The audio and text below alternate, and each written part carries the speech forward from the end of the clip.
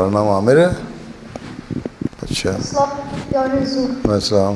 میرا سوال ہے کہ شیطان کو کس نے بنایا ہے؟ شیطان کو کس نے بنایا؟ ہاں جی. شیطان کوئی فزیکل باڈی تو نہیں ہے.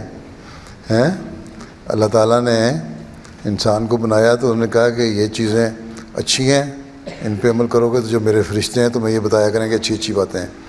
یہ باتیں بری ہیں، جو تمہیں یہ بری باتیں بتائے گا وہ شیطان ہوگا. ٹھیک ہے، اس لیے شیطان کی بات نہ ماننا.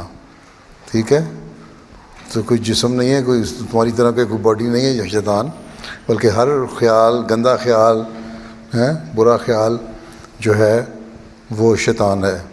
اس لیے آن رسول اللہ علیہ وسلم نے فرمایا کہ ہر انسان کے جسم میں شیطان خون کی طرح دوڑ رہا ہے. جسمانی خون کی نالیاں ہیں نا، بلڈ سرکولیشن ہوتی ہے نا، اس میں شیطان دوڑ رہا ہے.